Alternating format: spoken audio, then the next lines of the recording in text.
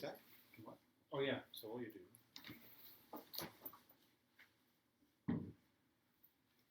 Oh, no. Just maybe just to remind me to do it. You just push this, pull it down. That's off the mold. Oh, okay. And then it comes on. And then it takes a second.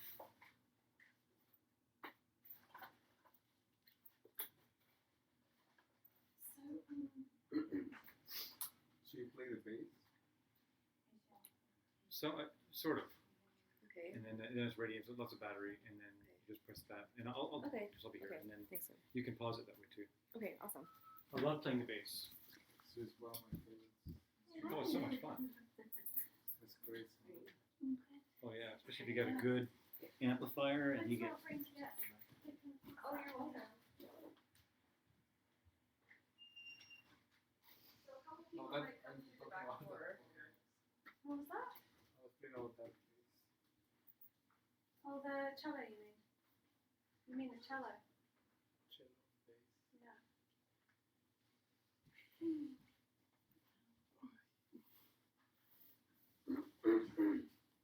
This is really odd. Yeah. It's been 7 weeks. I haven't seen this. 7 weeks. Has it been that long? Yeah. Maybe Yeah, more. makes sense. Sure. Yeah. Somebody call me. Yeah, there's not a lot of room in here for prostrations. Yeah. Give me something to prostrate to. Yeah. Where? Here we go.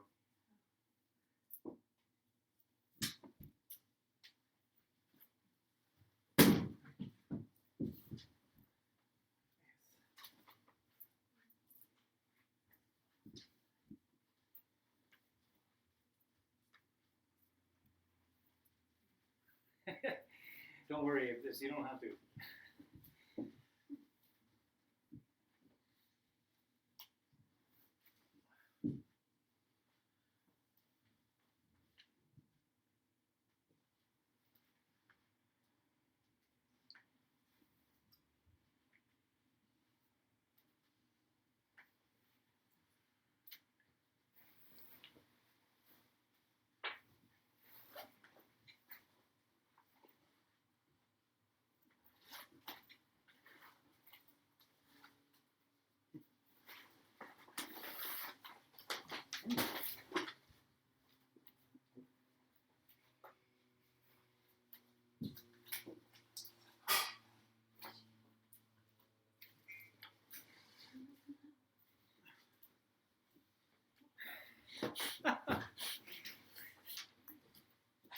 My very own little wee tea. It's for leprechauns. No. Which I have some in my ancestry. I've got, I think I have some of that blood, leprechaun, in my blood. I just got really small. Okay. Well, what's happening, brother? Are you tired? Did you work today? Yeah. Yeah. Where? So Downtown. Yeah. Yeah, I worked today too. Yeah? Yeah. Not that hard though. why not? Why not? They're like Easy double job lights. today.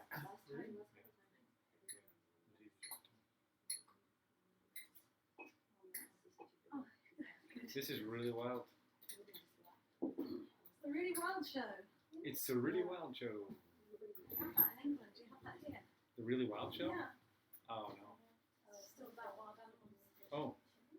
Okay, we have those kinds of shows, but they're called something else.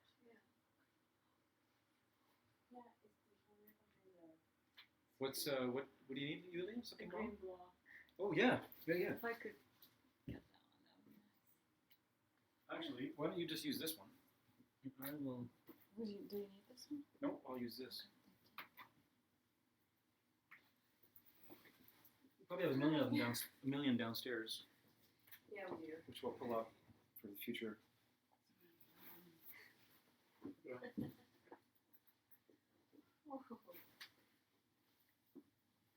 So this is being Ustreamed, right? It is. Because Joyce is like on the. Is it on right now? Yes. Oh, good.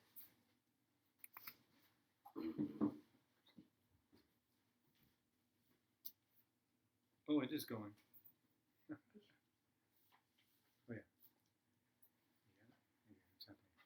It's all happening. Happening? Okay. Yeah. ACI 14, class 1, Lojong, 10, 2015. Wow, that was precise. I know. Smart. Very, very smart to get the accuracy happening.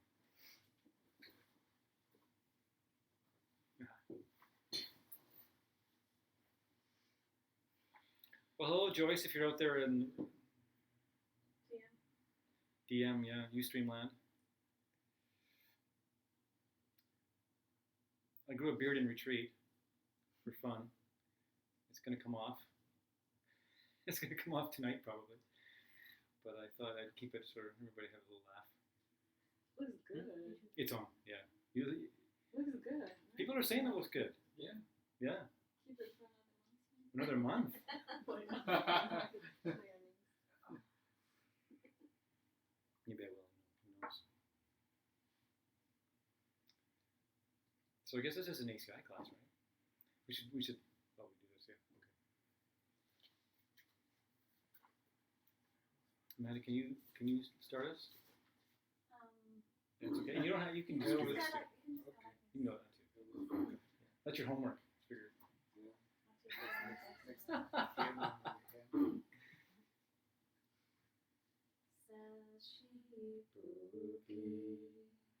Jukshin Meito Tram Ri Rabling Shi Yen Degen Padi Sange Shindu Mikte Uwa Gidro Kunanda Shingma Chupasho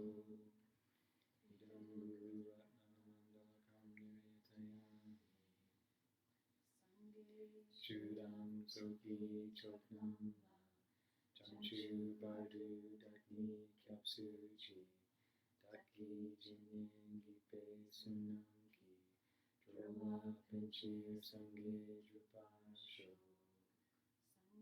Chudam Soki Choknam Jamshu Badu Dakni Kyapsuchi Daki Jinin Gipe Sunamki Drola Pinchir Sange Drupasho Chudam Soki Choknam Jamchu Bardu Dakni Kyapsuchi Daki Jinin Gipe Sunamki Drola Pinchir Sange Drupasho. So let's just keep our eyes closed for a few minutes.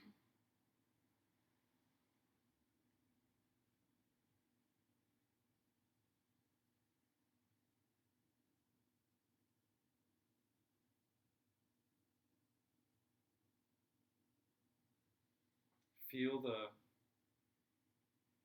weight of your body resting on the earth.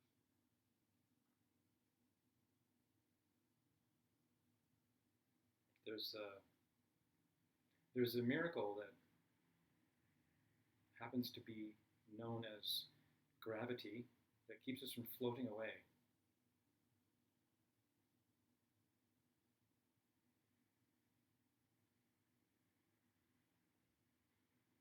See if you can feel the drawing down, the weightedness of physicality.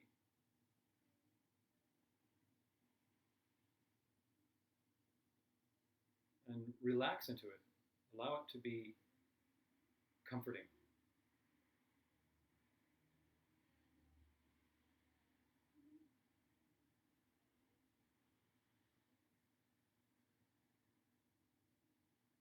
Like you're being held. By something greater than yourself.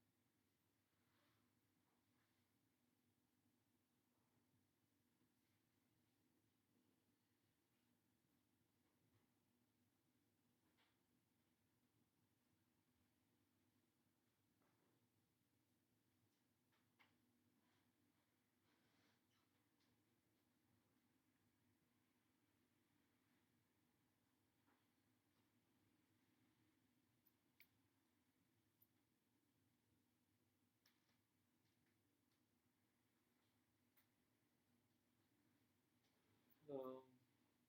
Hi. Just wherever it looks like it's going to be your spot. Don't worry, we just started. No one's going to be disturbed by your entrance. Just relax. Um,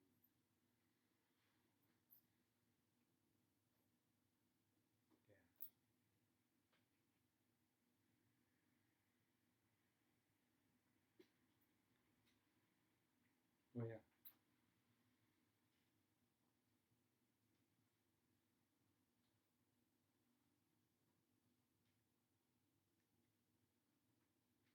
Does it seem like it's tight in here and there's not enough room for you, or you want to just stay where you are for a minute?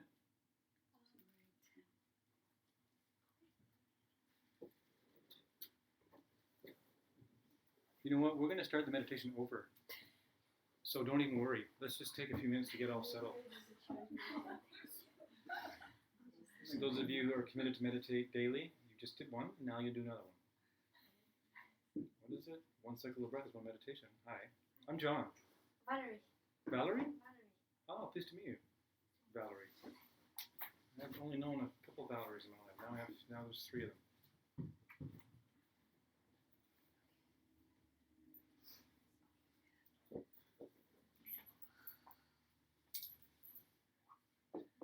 You good? I'm good.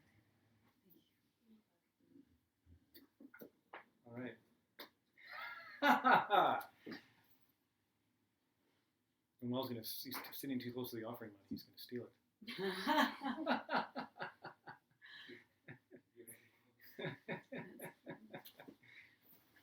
Okay, so let's settle in again. You can't meditate too much. So thank you.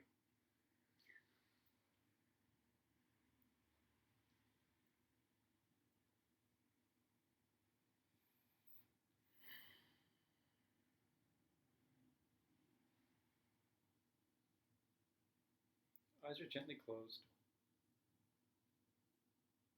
We'll start the same way.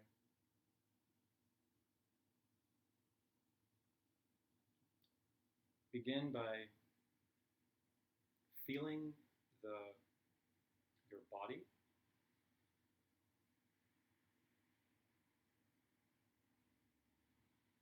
And when I say feeling your body,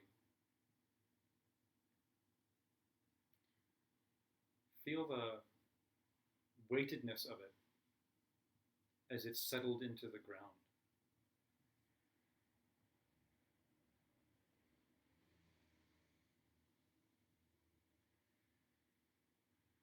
And think about the miracle known as gravity. There's a miraculous force that stops us from floating away.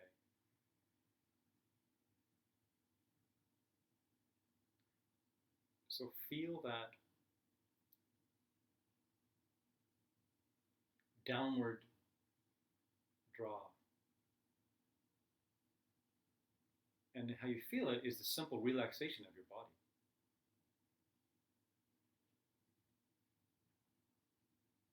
Nothing to do right now. There's nowhere to be. There's no one to be. Just simply enjoy your body relaxing, being held down softly by gravity.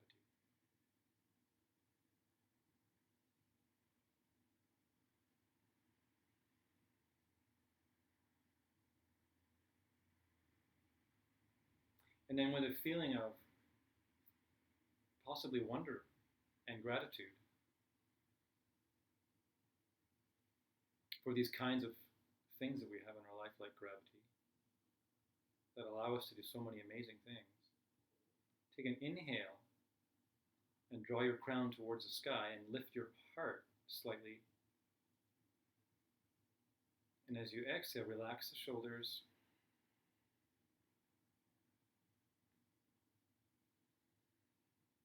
So now you're a little bit brighter on the inside. This lifted heart, relaxed jaw. Not worried about anything.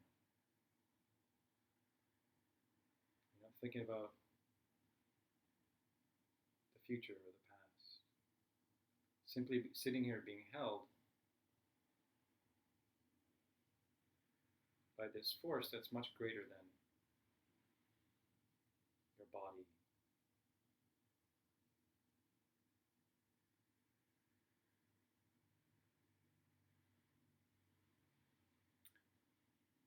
Now begin to relate to that feeling of being held as being your Lama,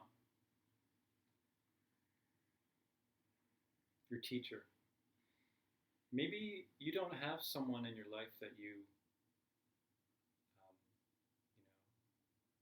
have popped the big question, will you be my Lama? Maybe you don't have someone like that. But everyone has someone that they look up to. Everyone has someone that they see or have seen that has extraordinary qualities that they would like to embrace. Or it could simply be a religious figure from the past or from now, Dalai Lama, Jesus, Muhammad, Saint Teresa. But I'm just going to say your Lama. And you'll know what I mean. So this gravitational pull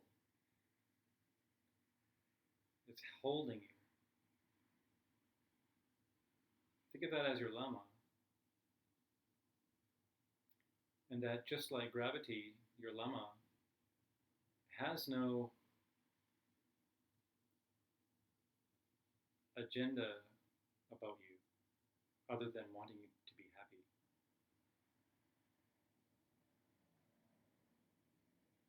And their compassion is such that it's equal. These holy beings that teach us, that have learned to walk the earth,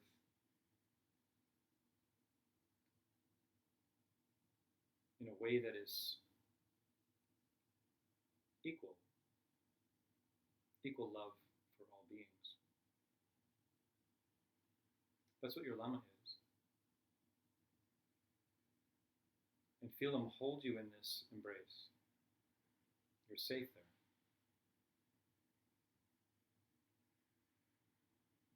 there. They know how you suffer.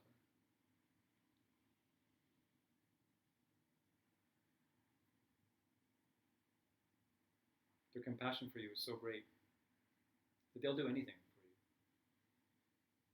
Their love for you is so great that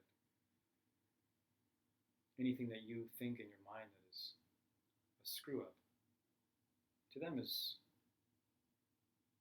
not. It's only one more way for you to become a holy being. One more thing for you to use.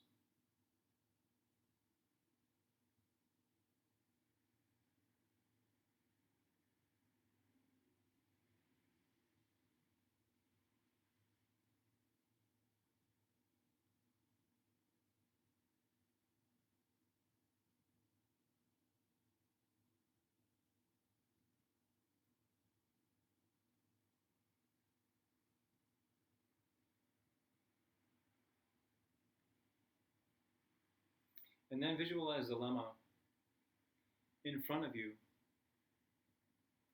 even though they're still have their love wrapped around you and their compassion wrapped around you. Somehow they've managed to manifest floating in the air in front of you.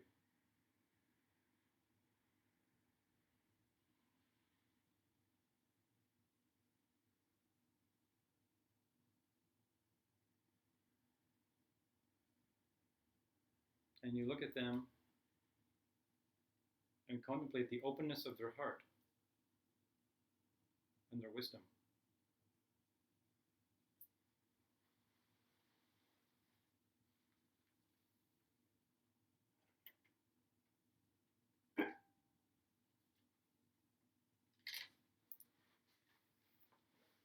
And a beam of light shines from their heart and goes right into yours and begins to open your heart.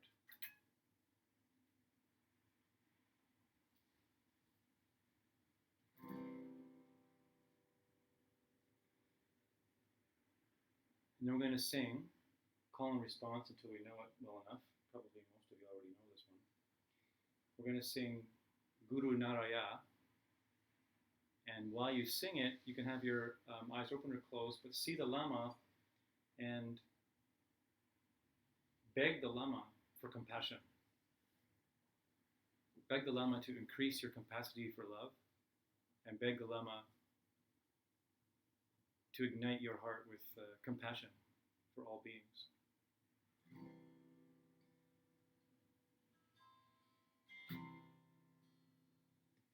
Guru Naraya, Guru Naraya, Guru Naraya, Guru Naraya, Guru Naraya, Guru Naraya, Guru Naraya, Guru Naraya, Guru Narayana, Narayana, Narayana, Guru Narayana, Narayana, Narayana, Guru Narayana, Narayana, Narayana, Guru Narayana, Narayana, Narayana. So you're singing to the teacher. Guru Naraya, Guru Naraya, Guru Naraya, Guru Naraya, Guru Naraya, Guru Naraya, Guru Naraya, Guru Naraya, Guru Narayana, Narayana, Narayana, Guru Narayana, Narayana, Narayana, Guru Narayana, Narayana, Narayana, Guru Narayana, Narayana, Narayana. All together now. Guru Naraya, Guru Naraya, Guru Naraya, Guru Naraya, Guru Narayana, Narayana, Narayana, Guru Narayana, Narayana, Narayana, Guru Naraya, Guru Naraya, Guru Naraya, Guru Naraya, Guru Narayana, Narayana, Narayana, Guru Narayana, Narayana, Narayana.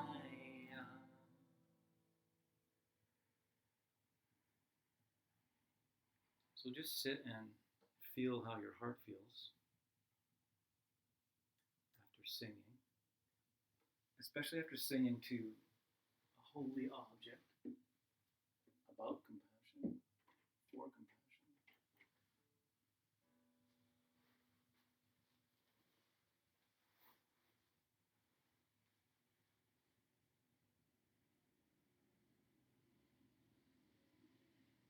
And then open your eyes.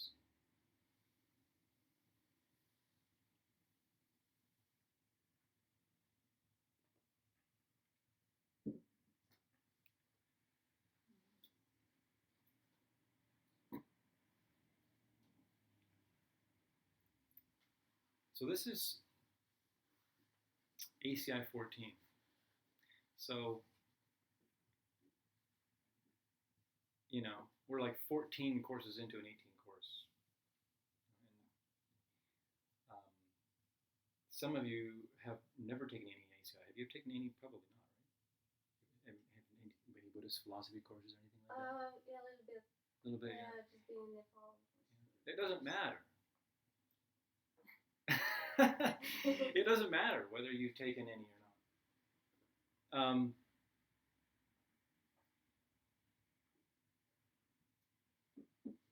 Especially, this course is really all about. It's about compassion. This course is about compassion. This course is about opening your heart.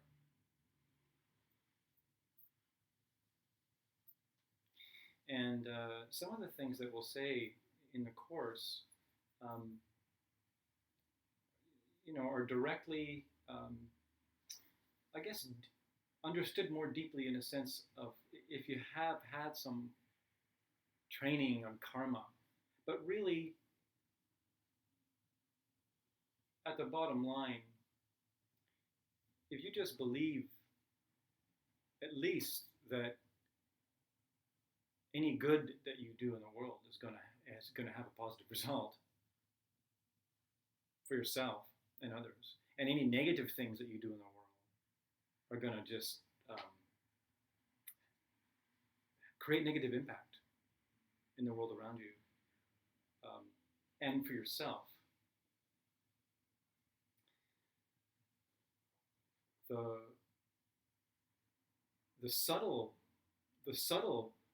subtleties of that, though, are so extreme, because what is a negative in the world? You see, and what is the world? What is your world? There isn't any other world than the world that you occupy.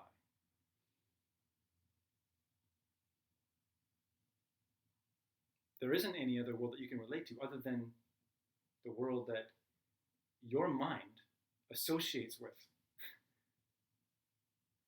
What could you know outside of that? And it's all completely relative. How you experience that world is all completely relative to your state of mind at any given moment. Which is why it can be that you can be feeling happiness, great bliss and joy in one moment, and then in the next moment be experiencing a horrible mental trauma and have intense opinions about people around you, and then suddenly you have this downward spiral. And that's the world you live in that moment. But it's the same place as you always were. And the place that you always were, since the beginning of this time, has been your mind. There is no other place that you've ever been other than your mind. There's only one world that you live in, and that's your mind. There's nothing that you can associate with. There's nothing you can relate to that your mind is not involved in or interpreting. So this course is a Lojong course, and Lojong translates as mind training, but really, especially the Tibetans, when they say mind, they're talking about this here. They're not talking about the brain. They're talking, for them, the mind is here. The center, if you could say there ever was a center, is here. So just so that you're warned, tonight, I just got out of retreat, okay? Like 2 days ago, all right? 2 days ago. I've been in retreat for like 35 days, all right? Alone. Meditating 4 times a day. And so my mind is not really in a state to embrace technical details. So I'm not going to be delivering this class with the interest that you can do your homework from this class. Okay. Next time we meet, I'm sure my mind will be more infused with like consensual reality or whatever the world, and I'll be able to make sure that you can answer your homeworks from class 1 and 2.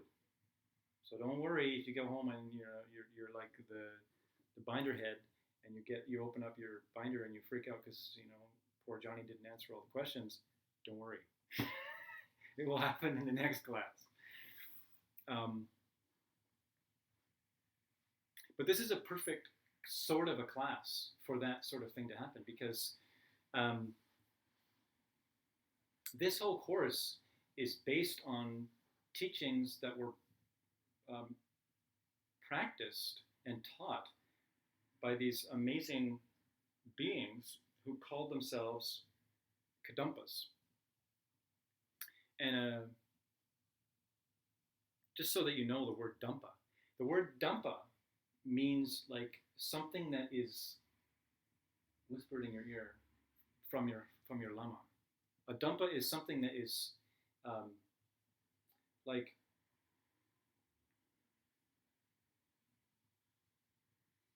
my lama gave me a Dampa recently. It's like you work hard and you serve your lama, and then suddenly they pull you into a room and say,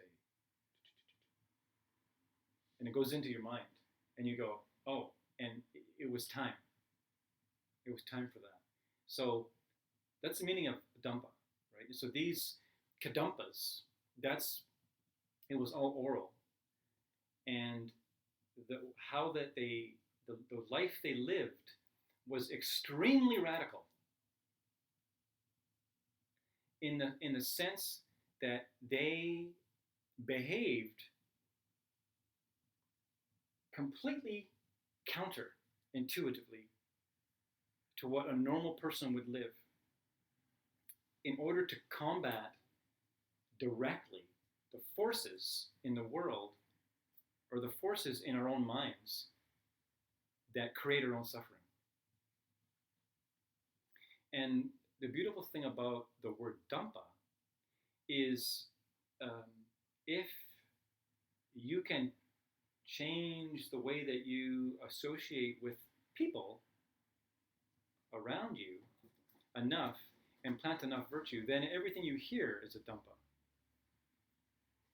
Everything that you go through life, and you always feel like your lama is whispering in your ear. And that may appear as, some blazoned sign on a bus as it goes by or something. And that could just be like, oh yeah, it's my lama. He or she whispering in my ear, this Dampa. And you get it. Something happens in your mind. You realize something, you get a truth about something.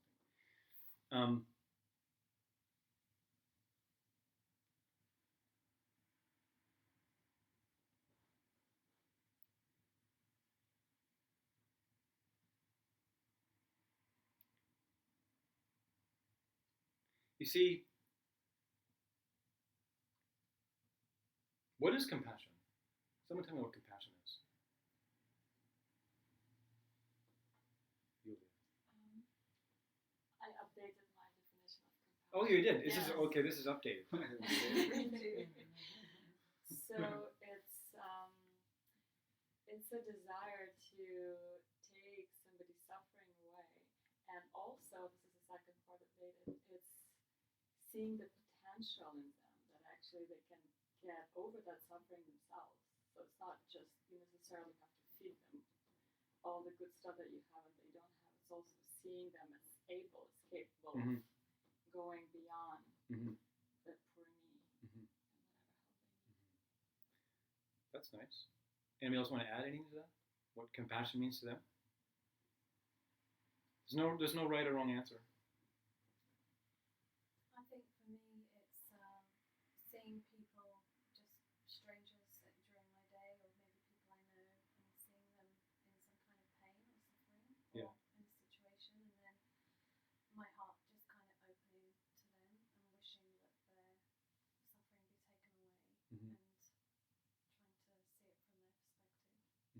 for you, that is a feeling of compassion. It's a feeling. That's nice. Anyone else want to add anything to the meaning of compassion?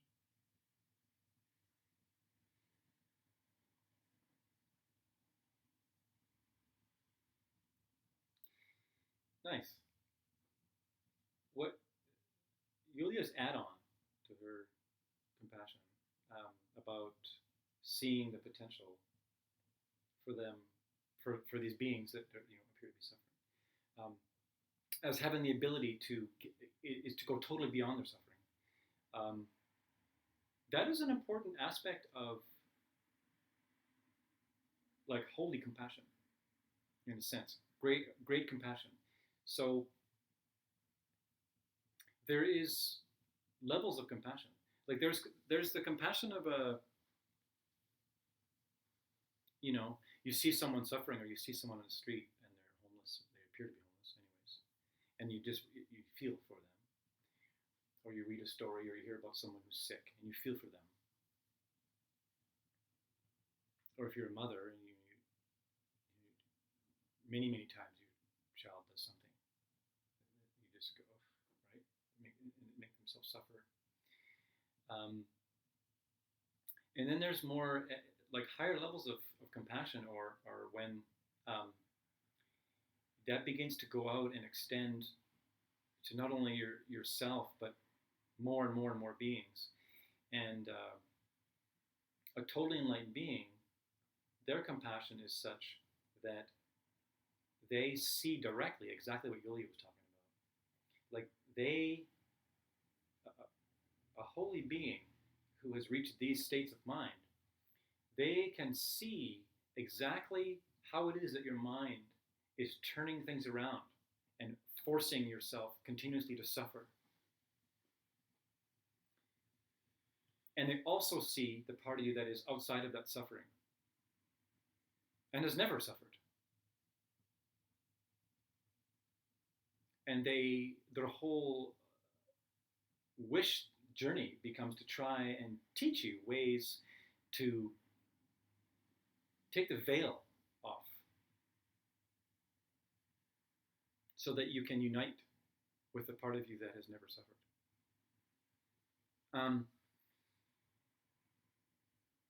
But there is one very important equalizer in this whole trip, is that the suffering end of it, and this is what is very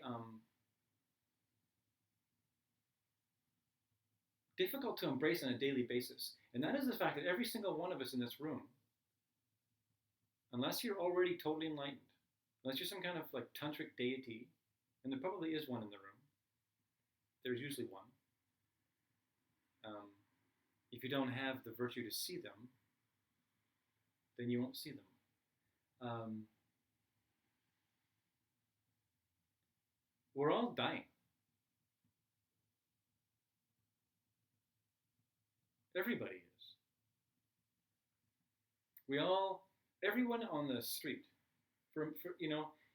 you sit here and just think, as far as your mind can imagine, all the way around the globe, every single every single being, from a spider to a dog to every person, they're dying. Right now, they're dying. Just the fact, as soon as you start dying, as soon as you're born. As soon as you're born. Being born is the cause for your death. And we don't think about that because we're too selfish. Because most of us are so interested in our own, making each of our own days more pleasant. Most of us, not everyone. That we don't, it's too hard for us to think of our impermanence and the impermanence of other people. And so we just think it's okay to squabble. We think it's fine to we believe that we have every right to be affronted by other people's behavior when things don't go the way we want them to go.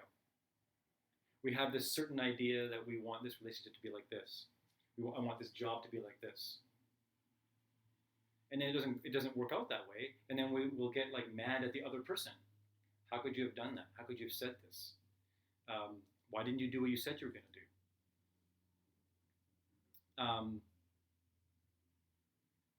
So many. I mean, I've been in relationships myself that that last and then they end, and then instead of like rejoicing in the time, right? Everybody's dying. If somebody has invested time in you, whether that relationship lasts one day, whether it lasts 10 years, or whether it lasts 3 months, they have given you they have given you their most precious resource. They have given you their time, which is limited. We don't know how much time we have. But we have so much invested in a relationship working out in a certain way, or things working out. When they break up or they stop, we think, oh my God, that was a waste of 3 years of my life. And we just go to all the negative things that didn't happen or wished it would have. When really, you shared a time. And the beauty of the impermanence of it and the breaking is your heart, for a moment, gets to see everything's always ending. And then you hit the end, and your heart goes, ah, and you break apart a bit. And this is a crucial moment in a person's life when their heart gets broken. I was talking about this the other day with someone about we get, we're happily going along, and then we're like a bug, and it gets splattered on a windshield. We have no, that's it. We're just everything's good, and then that's it. Either something happens out of nowhere that completely rocks our world, and the heart breaks, something breaks, and the mistake that we often make is to try and take those pieces and put them back together. How do I repair this, right? How do I get back to the self that I once knew? That self is gone. You're this new person with this wide open heart for a moment. What we need to do is forget about it. Why try to take those old pieces that have just been shattered and put them all back together, when really you can just keep going? But you're new. You're open. You're new for something. You're there for the next thing. Wiser. Stronger. Yeah, this next thing that's going to happen to me is not going to last. It can't. It can't. You're going to die. They're going to die. Something's going to happen. Something's going to happen. Something always happens.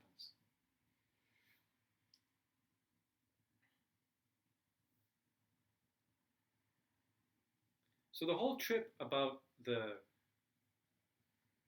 compassion of a holy being is they are aware of that type of suffering all the time.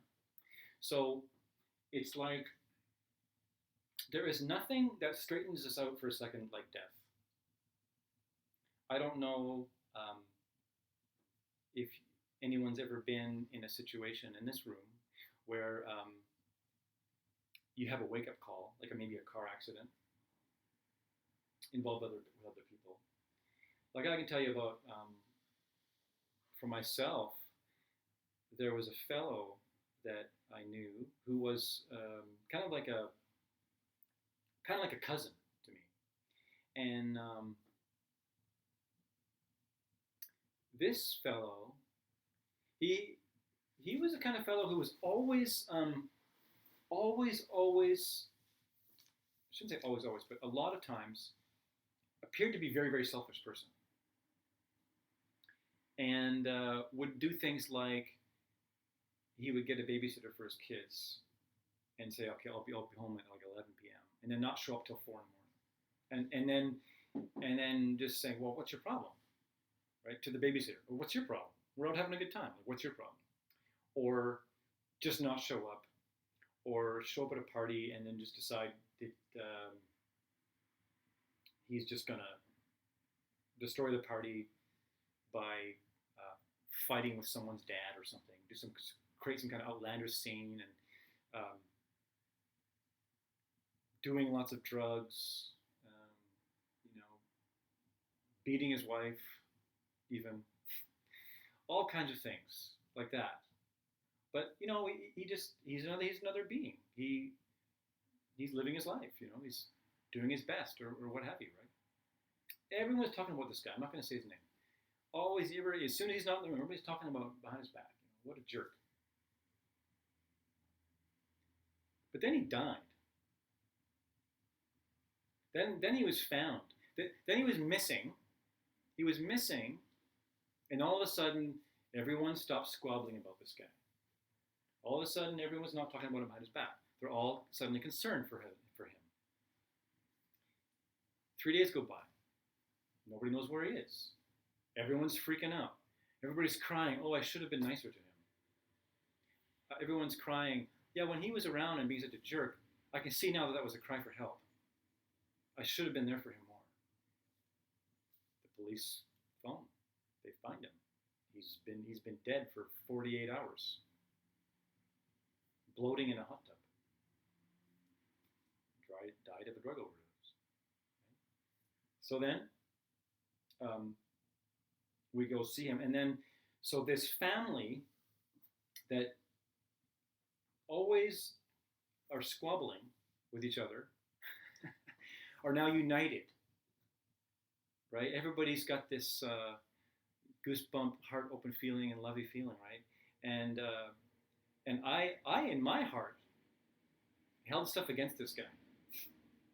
Like I had decided in my mind, like I'd already went on a trip with him once, a camping trip, and I just was like, never again will I go on any kind of with this guy. But then I saw him. I saw his body. And it was black. It was black. It was bloated. It was misshapen. It was like his head was 3 times as big as it usually is.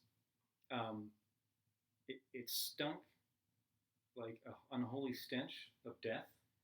And in that moment, I forgave him for everything. In that moment, any remnant of any thought that I had about him, it just vanished.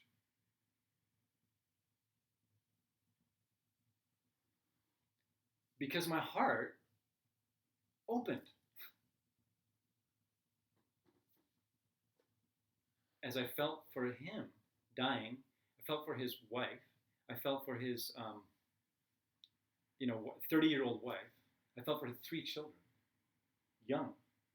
The youngest one was probably about 6 years old. Everyone's suffering. My heart just got blown wide open. And when your heart is blown wide open,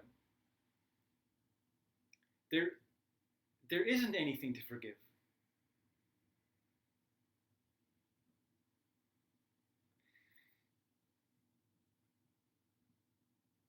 The Christians, right? Jesus forgives you, right? All is forgiven in the eyes of God. Yeah.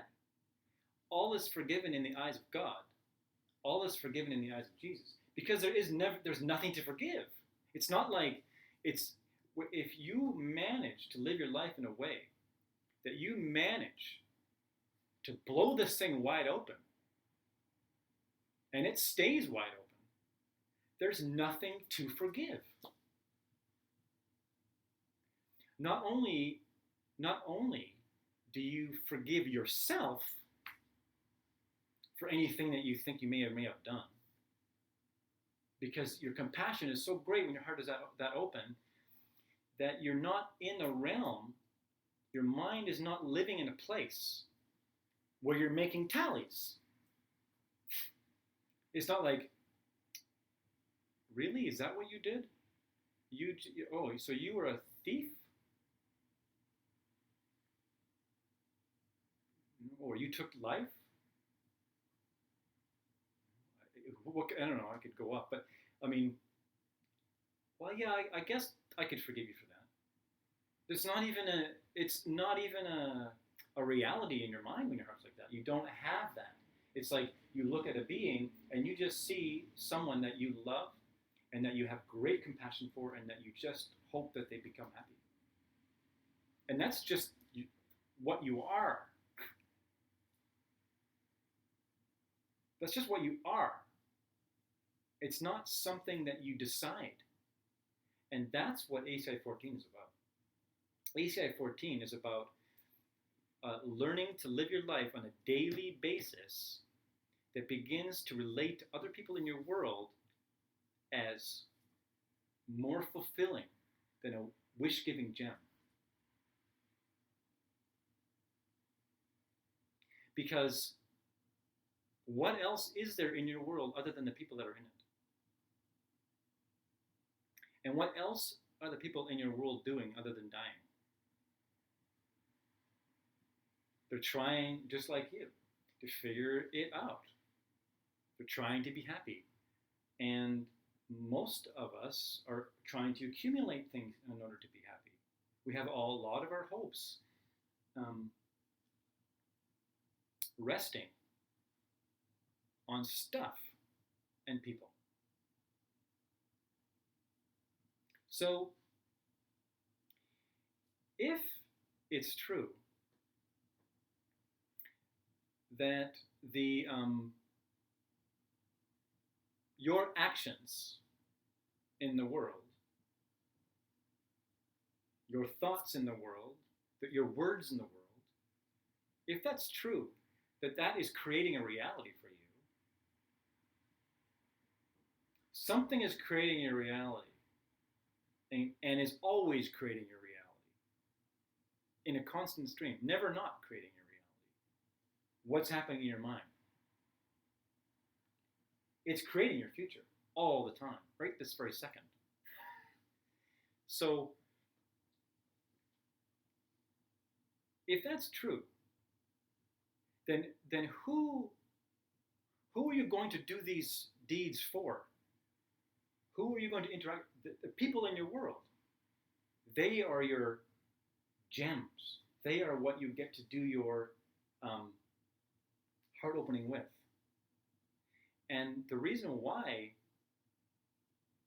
they say they're more precious than a wish fulfilling jewel is because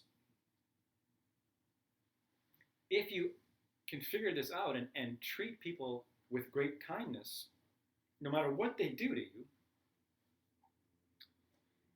then that very force, the very force of your actions, can propel you into seeing your body and your mind as a Buddha, as a Jesus, as a tantric deity. If you're not a Buddha, you don't know what it is like to be a Buddha. You can't imagine what a Buddha is. If you're not a Buddha, you can't imagine what a Buddha. Even if you're getting close to being a Buddha, you still can't imagine what it's like to be a Buddha. It's too outside of the realm of the normal dualistic patterns of our mind.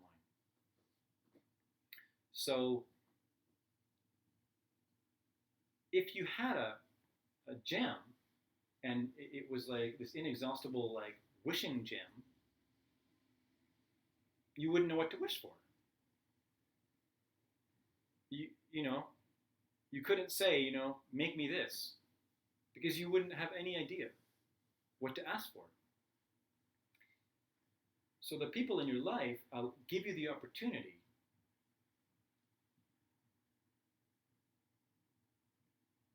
to act towards them and to help them, love them, no matter whether they're being irritating, lying, stealing from you, whatever it may be. Somehow in your mind, figuring out that they are delivering you your result.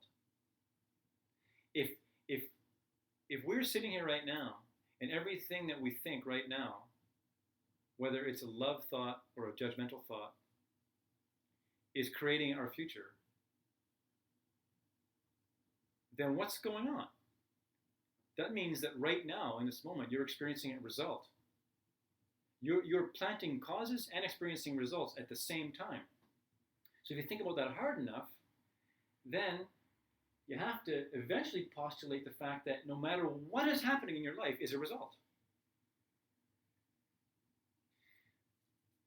Brought upon, forced upon you by however you acted lifetimes. It's not just from this life. That would be just crazy. And so you look at it that way, and you thank them. Doesn't mean that if you're being abused, you have to stay. Get out of there. But it does mean that you have to contemplate on how that could happen. What could bring that about? What could possibly force that about? Love them, have compassion for them, get away from the situation.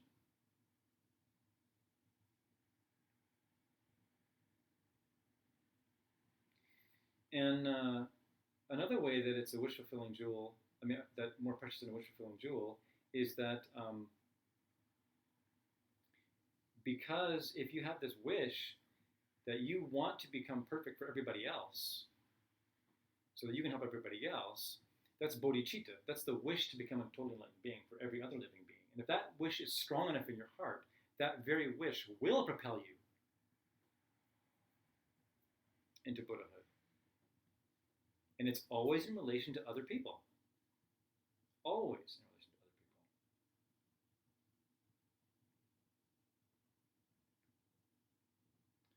So it always comes down to compassion. That's what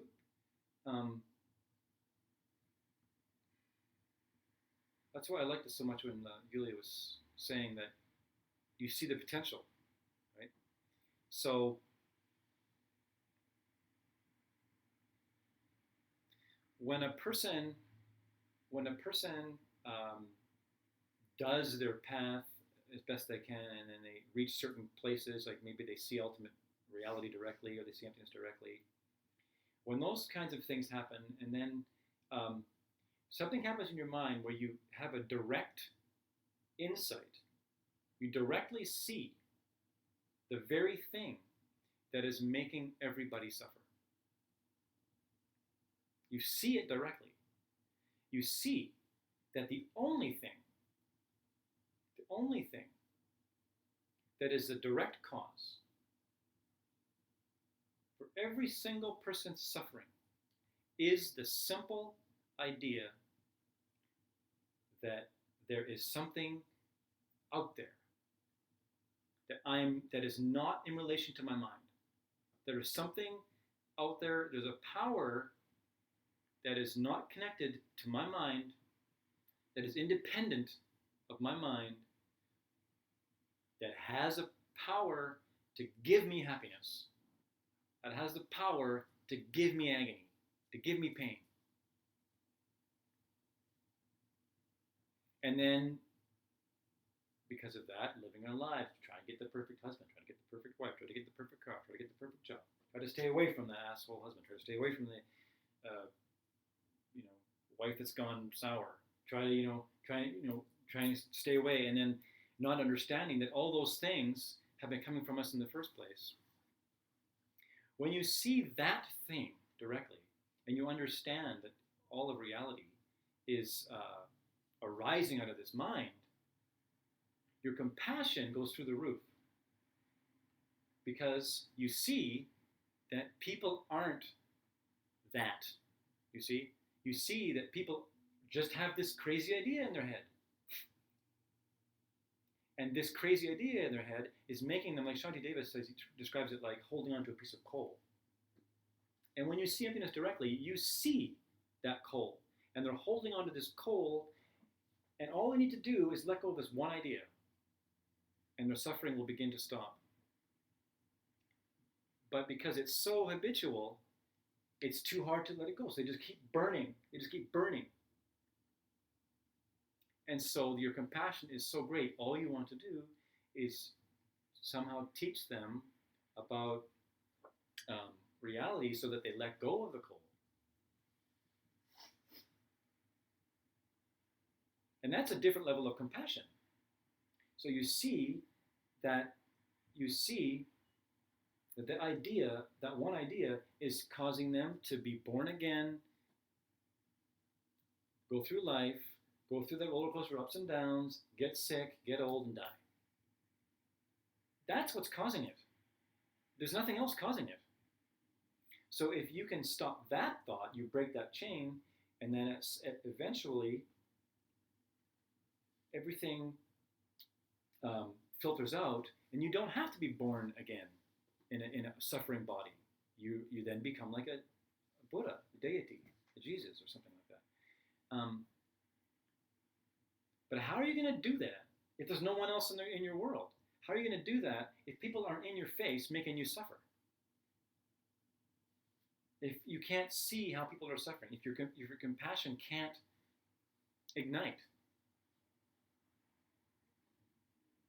Somebody coming in?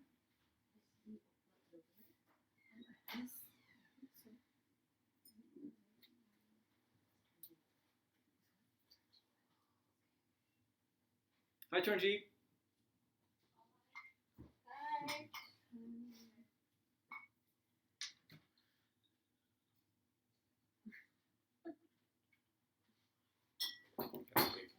Oh, Hi, Turnji.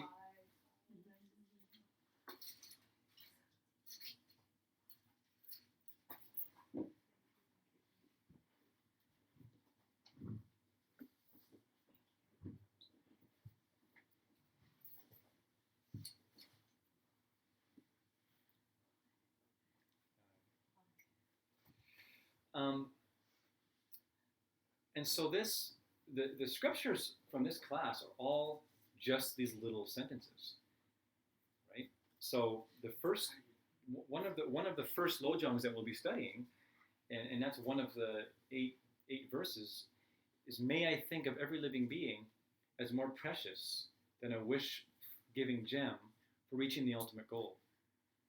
And so always hold them dear. So I was just describing why. So that's like a dumpa, which needs some explaining, right?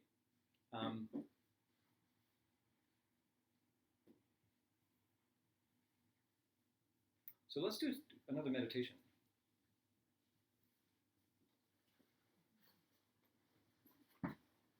Stretch out your legs if you need to.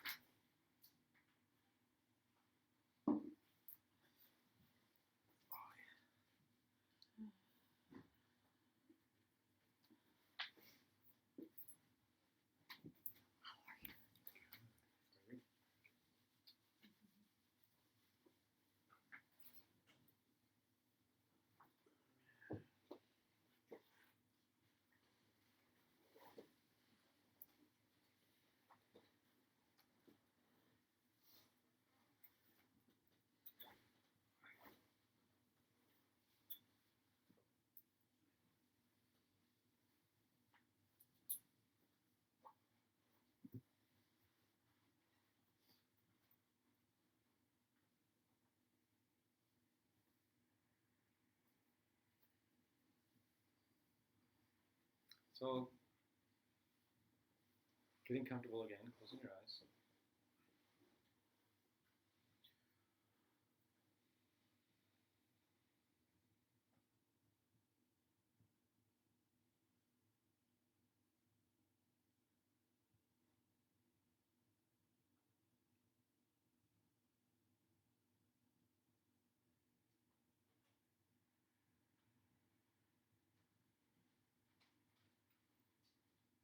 Again, feeling your body relaxed.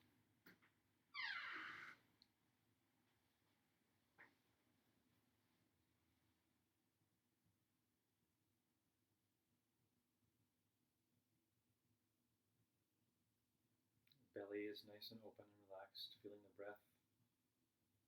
Fill your belly.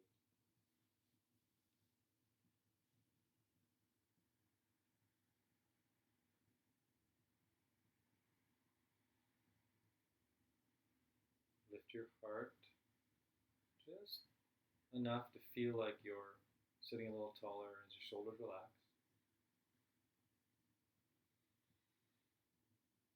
Inner smile. So there's a brightness, there's a luminosity inside you.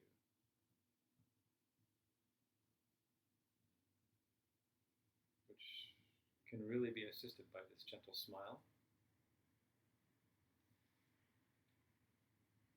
Relax your forehead, your jaw, and your eyebrows.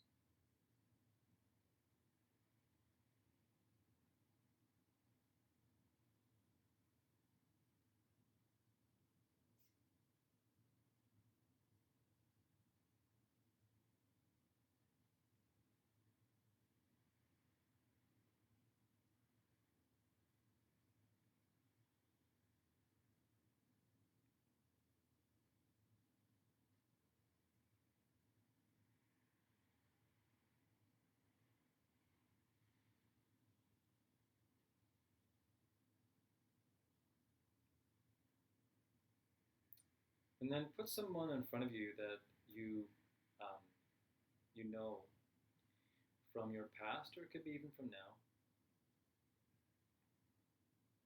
that has caused you, or seems to have caused you, some kind of duress, some mental duress, or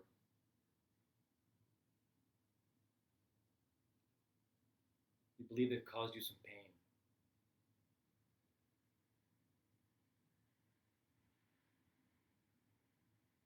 So you're angry at them, or you're like one of your enemies right now, or something like that. Just a person like that.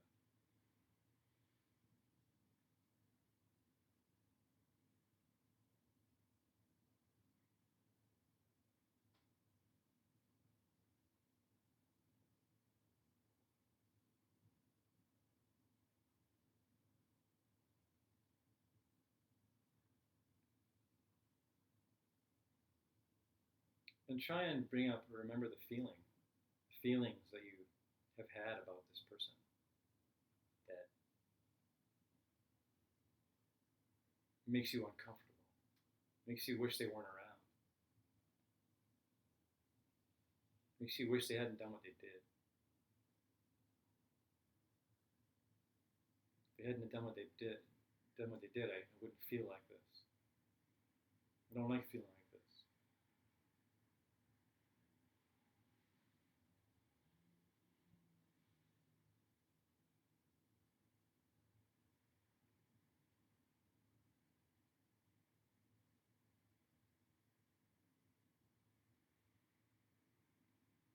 And as you look at them in your mind,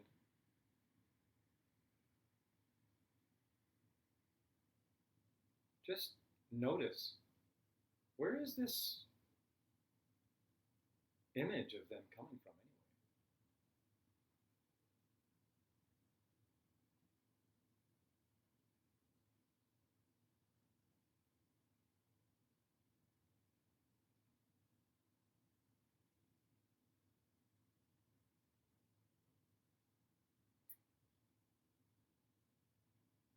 With the person in front of you that you're using for this meditation,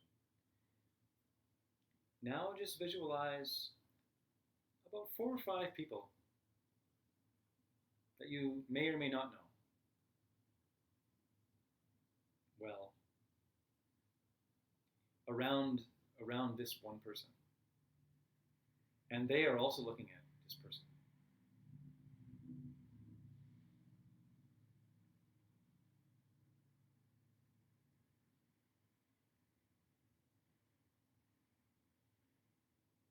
And then trying to decide, Do you know what they see? Could you possibly imagine what it is that they see when they look at this person?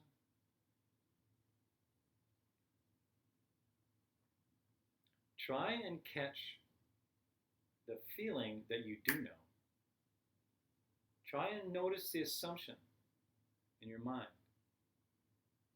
the feeling in your body. There's a righteousness that can ride, there's this energy, this wind that rides with this perception that has this blindly assumes for its own benefit. It takes it for granted that all these people agree upon this person, the same way that you view them.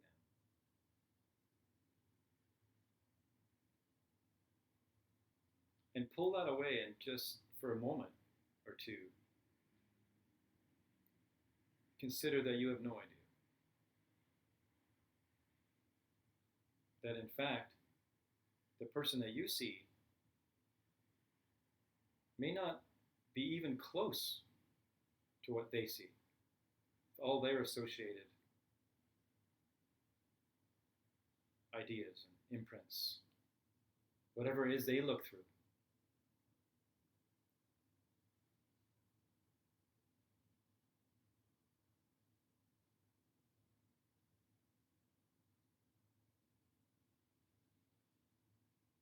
And then let those other people just disappear in your mind. And just think,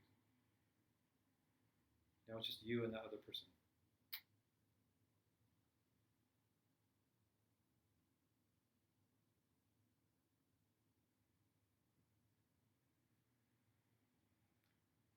And then try and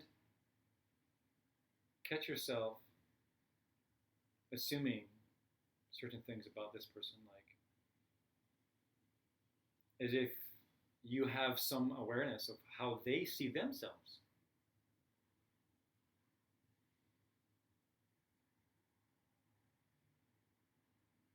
Try and catch it. Try and catch your mind blindly assuming, without even thinking about it, just this blind assumption that when they look in the mirror, they see what you see. This blindly assuming that the thoughts that you think they think about you are what they're actually thinking. Or about the world.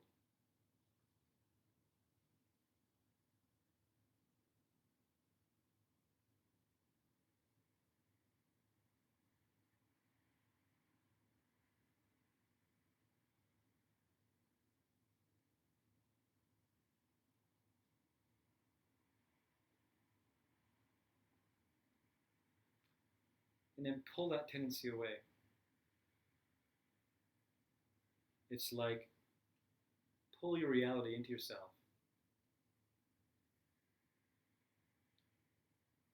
Free them.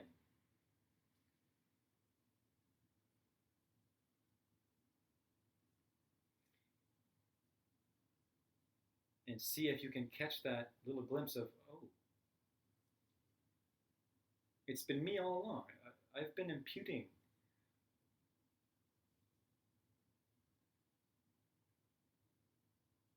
onto this potential in front of me and assuming that it was actually coming from this person.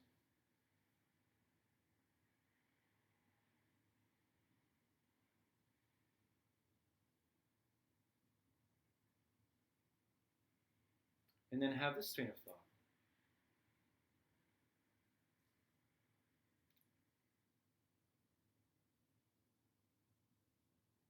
What could make me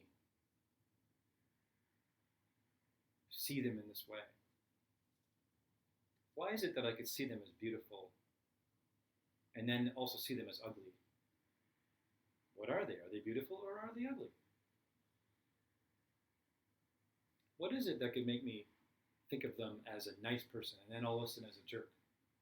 What are they? Are they a nice person or are they a jerk?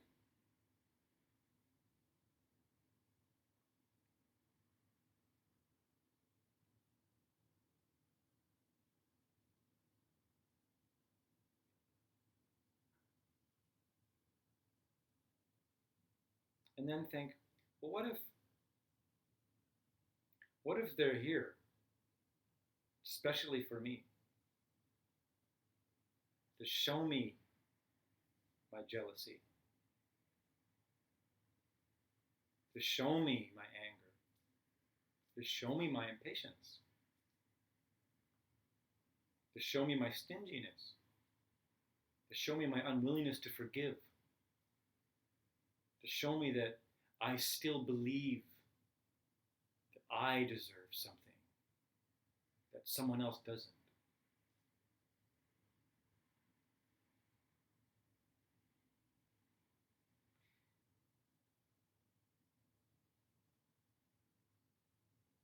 Think, well, if I'm to become a Buddha, and I have qualities in my mind that I project out onto the world, like impatience and jealousy and anger, malice, envy,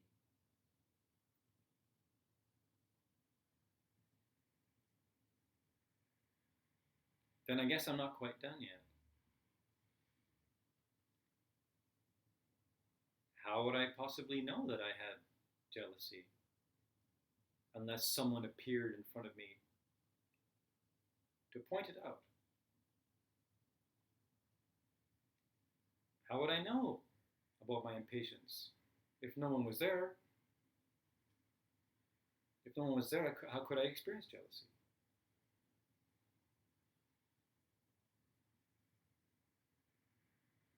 And then think, well, if I do have those kinds of thoughts in my mind, then those are the kinds of things that can taint the way that I see reality. In fact, I can't really prove to myself that this person in front of me is not a totally enlightened being. It's entirely possible that they could be, that they have arrived purely to be with me, love me for a while, pull me in, and then irritate the hell out of me. Make me impatient, make me jealous, make me sad, break my heart, just to show me and allow me the opportunity to work through these things.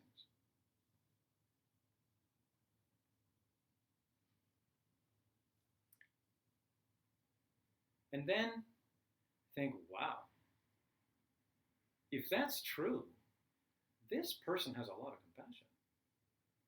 This being has a lot of patience. This being put themselves in the line of fire of my jealousy. They put themselves in the line of fire of my anger. They put themselves in the line of fire of my irritation so that I could purify myself.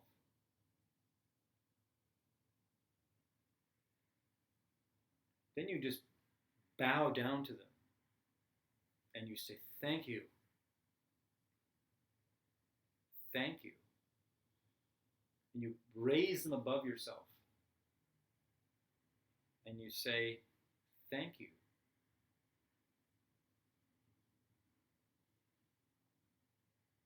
Thank you for showing up so I could see myself.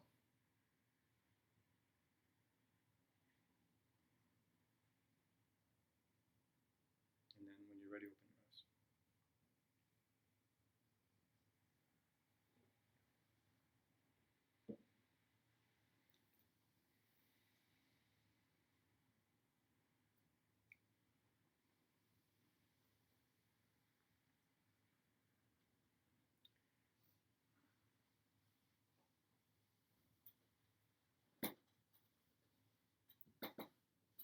Verse 2. When I'm with another, wherever we are, may I see myself as the lowest. may I hold them as the highest, the other as the highest, from the bottom of my heart. And what that means is it's not trying to beat yourself up and give yourself low self-esteem. What that's supposed to be is to entice you into thinking that maybe the whole world is out to get you enlightened. Maybe that's what's going on. It's like reverse paranoia. And that because we don't know, unless you're omniscient, you don't know who anybody is. All you're basing your whole reality is whatever you're projecting. So if you're omniscient and you have the ability to live in ultimate reality, you have your mind resting in luminous awareness and also be with relative reality at the same time, well, yeah, you'd be able to see who this person was. You see, a holy being can see the way that you see yourself. And so that's how they can help you. That's why it is that they can say the words that you need to hear. They can't take away your suffering. If enlightened beings could take away our suffering, we would already be enlightened. Nobody would be suffering. All they can do, they can't change your karma, but they can sure provide you with ways. They can sure provide you with things to do. That's what they do. They give you things to do.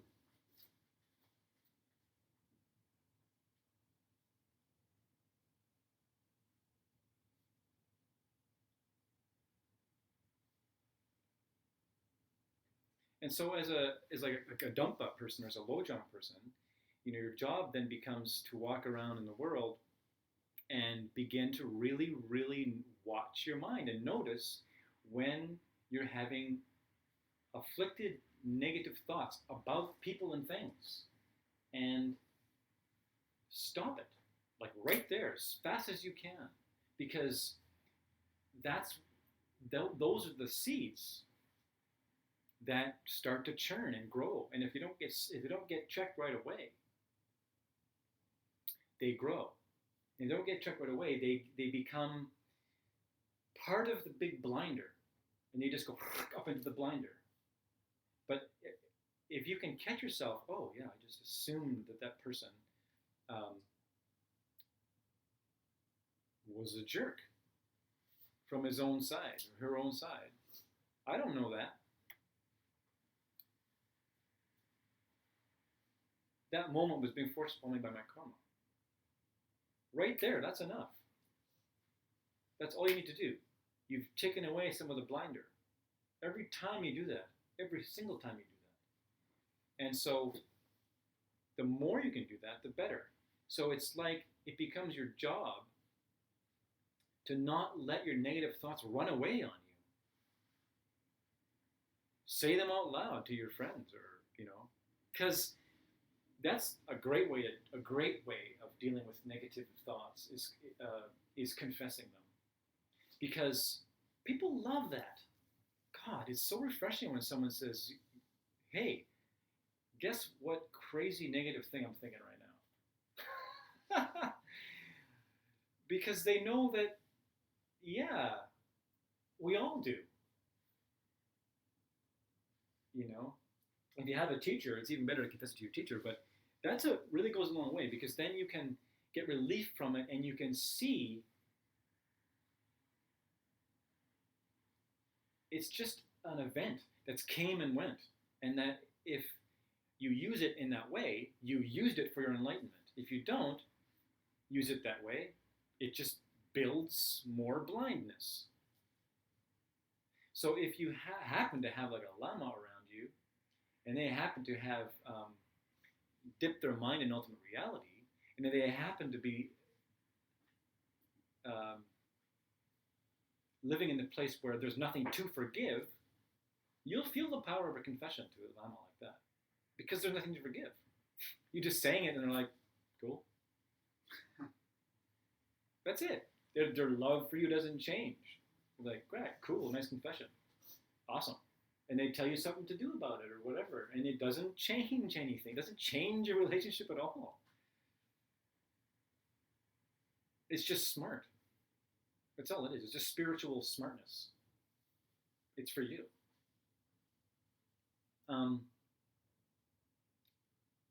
Yeah, I mean, I remember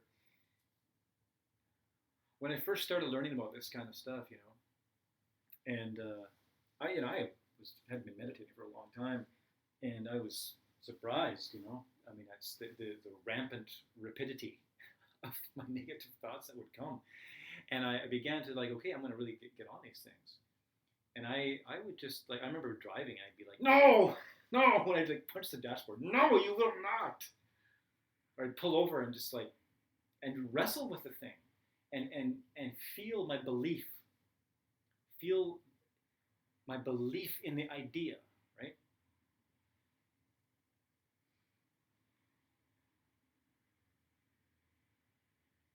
Like one of the things I hated the most, this really got to me. I was in a relationship, and there was two people in this house all the time. They never left the house.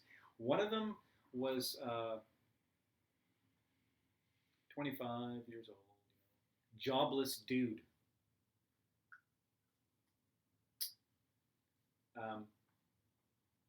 My stepson. That's the word? Stepson? I'm stepdad, right?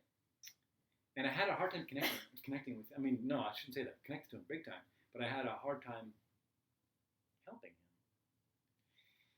And it would be like I would work a 10-hour shift, right? Didn't matter how many hours I worked. I'd phone home, and he'd be like, "Oh, can you go to the store?" And he'd be like, "Are you freaking kidding me? Are you again?" Right? Yeah. We're hungry. Really? Have you got legs? Right? How hungry? I guess you're not that hungry.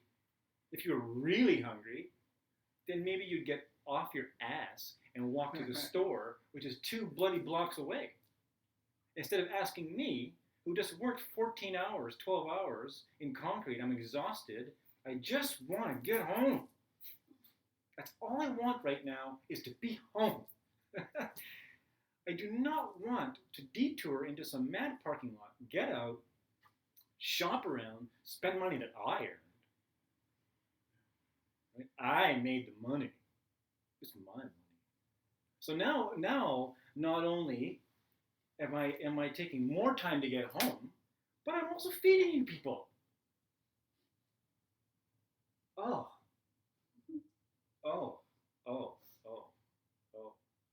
And I would beg. I would say, look, just stop asking this of me. It just stop that one thing. And I'll be happy. It didn't matter. It never stopped.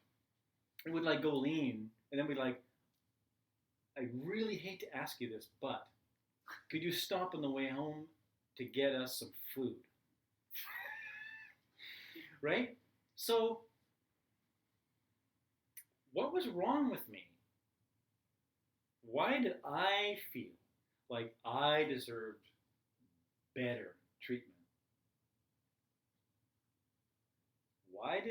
Why was I so messed up that I couldn't see this as a great opportunity of like attacking my own selfishness, attacking my own greed, so every single time that I happen to come home in a good mood, see, if I had a good day at work, in other words, if I had an open heart, in other words, if I was driving home and I happened to have my winds nicely riding in the Central Channel, oh yeah, this is great, this is an amazing car. It's a piece of crap. $600. This is an amazing car. The miracle of flight. Music. Ah. The store. Yeah. What do you want? Anything you want. Come home. Yeah. Like every time that was going on, I was planting my own nirvana. I was building my own Buddha paradise.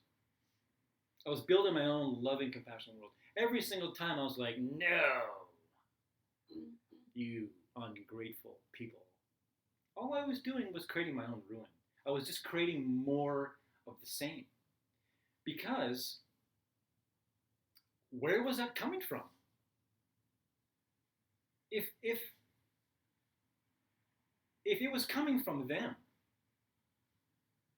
then every single time they asked me to go to the store, it would have been either, great, thank you for the opportunity, or, yeah, okay, I'll go, but I'm going to be like the martyr here. I'll go, but I'm going to hate you for it. And you better be bloody well thankful that I'm doing it. And you better say thank you. You better give me some attention for this, right? And it's all based around this crazy idea that we have have this self that we're trying to build and cultivate, and that self doesn't exist. It doesn't even exist. It's just a perception that just flies out the window the next day, and you're yes. No, I'm just wondering, how does healthy boundary concept come into this situation? Because you do have a body. The body needs to be fed. The body needs to rest. You do. Oh yeah. So how much, Well, I'll tell you what. Okay, well, here's the difference. Here's a healthy boundary. Driving home, feeling kind of neutral, whatever. You're on your way home from work after 14 hours and you're exhausted and you're, that's okay, I understand. Would you go to the store and get me some cigarettes? No. No. I can't. I just got to get home. Sorry.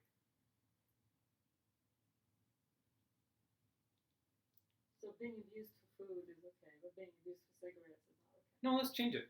Okay. Yeah. Can you buy us some craft dinner? No. Okay. Let's not even go craft. Can you buy us some apples and bananas? Can you buy us some healthy food on your way home? No. I just have to get home. I can't go into a store. If I go into that store, I'll pass out in that store. I can't think straight right now. I just gotta get home. Sorry.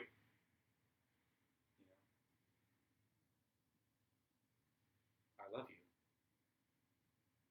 But I can't. That's different. It's very different than,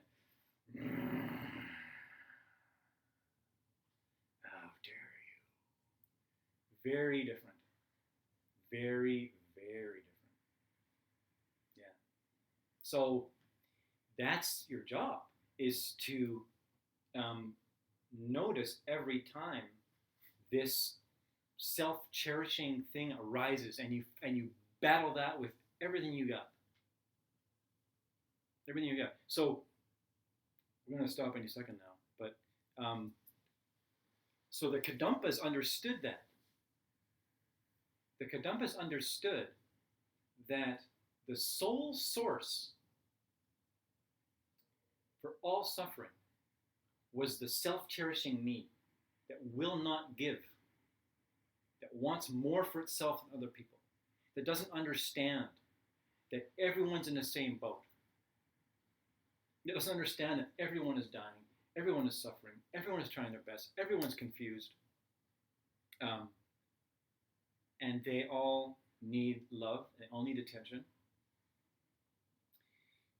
But the Kadampas had the added wisdom of understanding that however that they do treat these people will create a result that will have the effect of tearing down this self-cherishing self that is a direct opponent to your enlightenment. It is a freaking direct opponent to your total enlightenment. That person. And guess who you're fighting when you're being a kadampa? When someone says to you, you know, like my dad on the phone, he says to me, he asked me some questions about a roof in Chilliwack, not Agassiz, that he's a part of the association. He's saying, well, the roof is has some damage in it. Do you think it could be repaired and not totally? We have to fix the whole roof. And I'm thinking, well, it's possible. I'd have to see it. We happen to be going out there on the 22nd, and he said, well, when you're there, can you come with me to this building and see it? And then I'm like, yeah, I'd love to. And then he says, if there is an earlier opportunity, that would be great. But I understand. The 22nd is fun. A kadampa would have gotten in the car. You see, the part of me that says, Agassiz, hour and a half drive to give my dad something that he wants. No, my time is too precious for that. My time. I need time for me. Going out, that would be like an hour and a half there, good couple hours checking things out. You know, it'd be like a whole day or something. If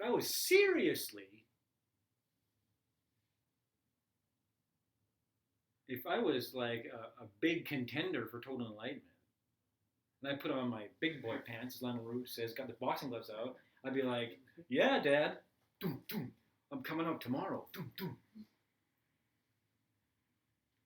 And my self-cherishing me be going, get in the head. No! But yeah, man, I'm going. I'm going because my trip there will be the annihilation of my selfishness.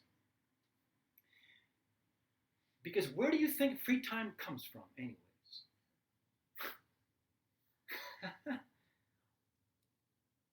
From taking everybody's time? It comes from giving time. What's more important? Going and assisting some high holy object who gave you life?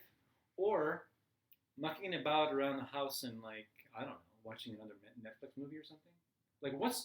What's more important? Do you want total enlightenment, or do you want total enlightenment, or do you want to have a nicer samsara? You see, there's actually only one way out of suffering.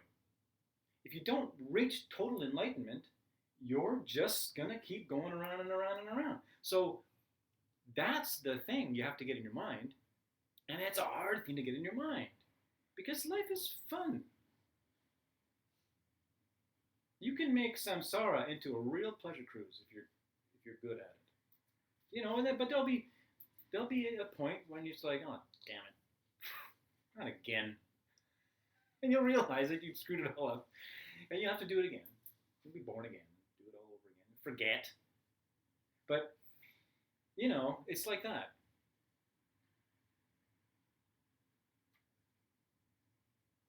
And as you start to live like that, guess what happens? You don't meet any irritating people anymore.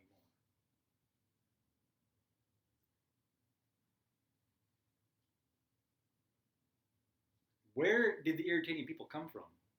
If you can prove it to yourself that they were always coming from you, the only way to get rid of irritating people, it's not to move to non-irritating land. There is no country in this world that you can drive to that you will. Welcome to non-irritating land. Welcome. No one here is irritating.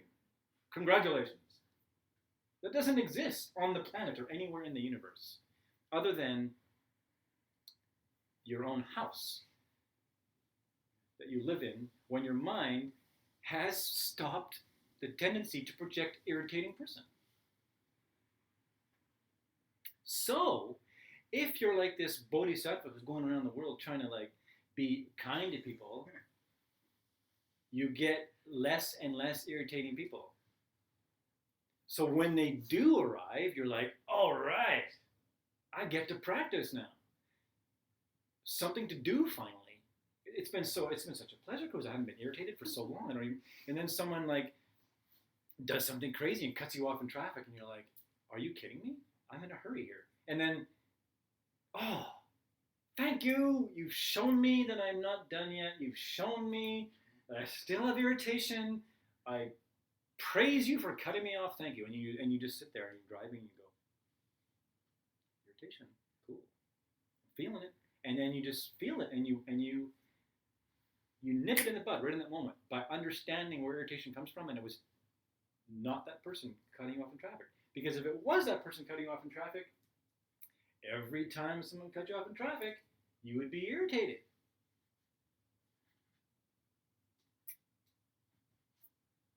Verse number 4. At times I will meet bad people, tormented by strong bad deeds and gain.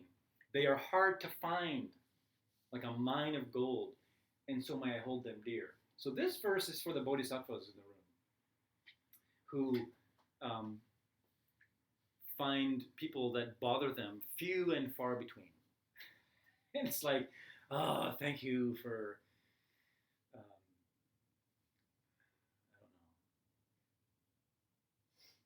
thank you for shortchanging me.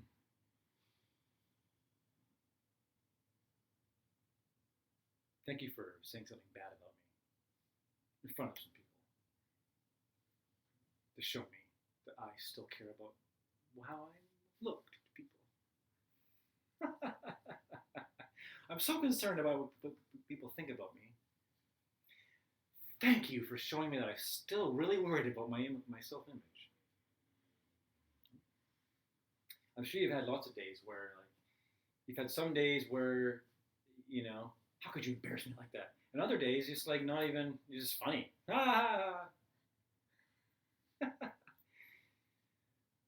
Anyways, so what I'm saying is, to live like a Kadampa is basically living pretty much radically the opposite of what most of our instincts are telling us to do at all times. And we're going to get into that big time in this course. And you're going to get lots of little tools, little signals. You're going to get lots of like red lights to say, okay, this is what's happening. I should do this now. And you'll get lots of cool things to try and do during the day as you get up in the morning and go through your day. This is what this course is going to be. Very, very practical and very, very, it has the potential to put someone in your corner to really, help you really defeat your opponent who is opposing your enlightenment. Because it's direct. It's very direct. And it's hard. It's harder. This course is harder than all the other ones. All the other ones are like, yeah, I get that. Oh yeah, cool, I got 100% of my homework. Awesome. This is different. This course is like, showtime. This is like, okay, do I want enlightenment or don't I want enlightenment? Because if you get through ACI 14 and you hear everything,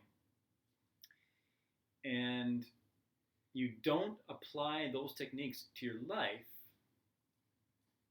then I guess you don't want to become a Buddha. Because it's so direct. It's so direct. And they're easy and they're simple. And it's not like you have to be a saint. You just have to apply the ideas as best you can. Because, guess what? These holy beings that have made these these teachings, they're not meant for perfect people. If you were perfect, you wouldn't need these courses. You wouldn't need a path. They're meant for people that are on their way out, that want to do the work. So, and it can be done. So that's class for today.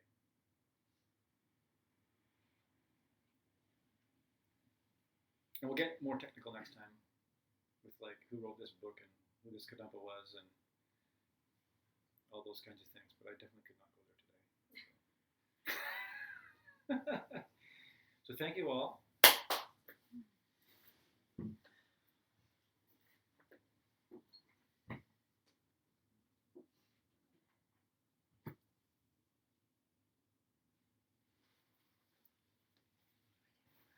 Pardon? Yes, Amanda. Thank you for keeping us all in line, saving us from a downward spiral. You'll get used to it. Excellent. Amanda shall now lead us on the closing prayers.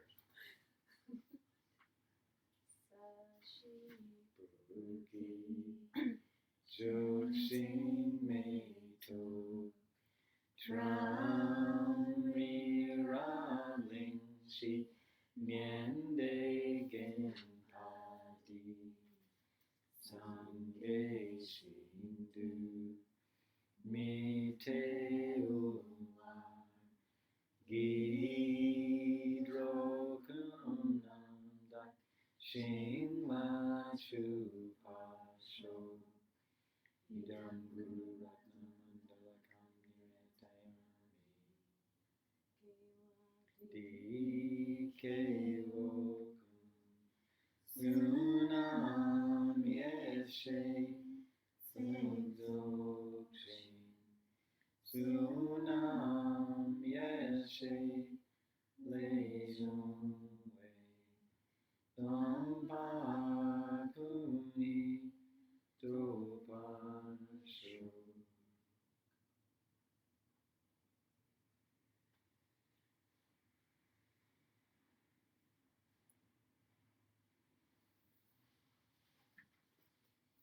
So yeah, in the beginning when I said, give me something to prostrate to, and I turned around, I was prostrating to that because it was like, well, there was a heart lit up, right? So anytime you can prostrate to an open heart, then you're happy.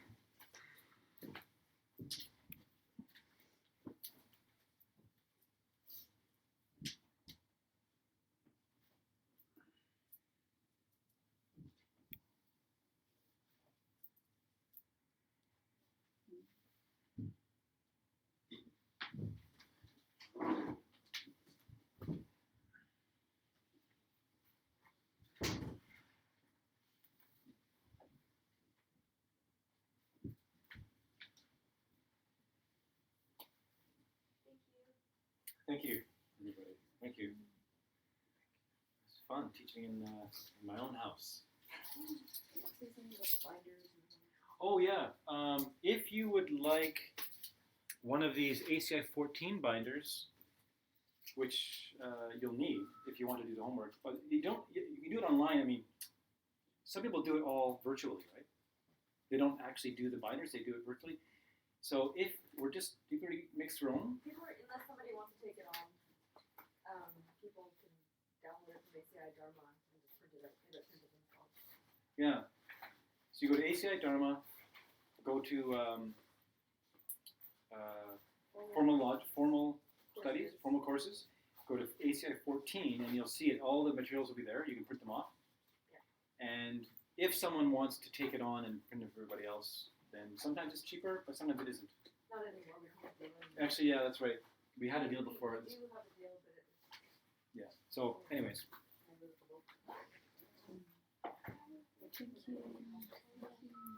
Thank you. Just get more. You know what? I did, Yes. but fortunately, I only required those for the first 2 days. It was really, really a mild the whole time. No.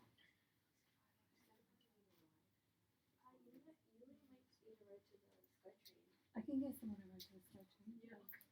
Whoever. My man.